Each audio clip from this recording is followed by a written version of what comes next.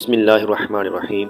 شیطان کیوں مردود ہوا؟ حضرت آدم علیہ السلام کو سجدہ نہ کرنے میں ابلیس نے کئی گناہوں کا ارتکاب کیا، اور وہ کون کون سے گناہ ہیں اور اس کا انجام کیا ہوا، آئیے اس ویڈیو میں دیکھتے ہیں۔ نمبر 1، اللہ کے حکم کی مخالفت کی۔ نمبر 2، اللہ پاک کے نبی حضرت آدم علیہ السلام کی تعظیم سے انکار کیا۔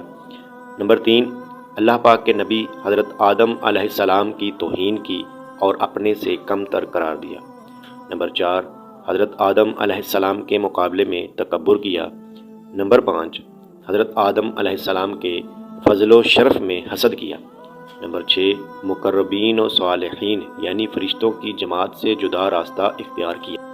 گناہوں کا انجام۔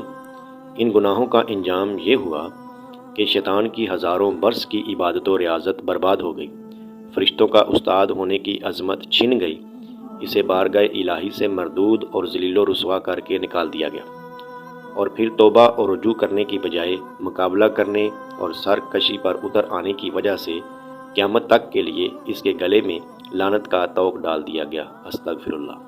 تو محترم پیارے ناظرین، اس ویڈیو کو اپنے دوستوں تک ضرور شیئر کیجیے اور ہمارے چینل کو سبسکرائب کیجیے۔ شکریہ۔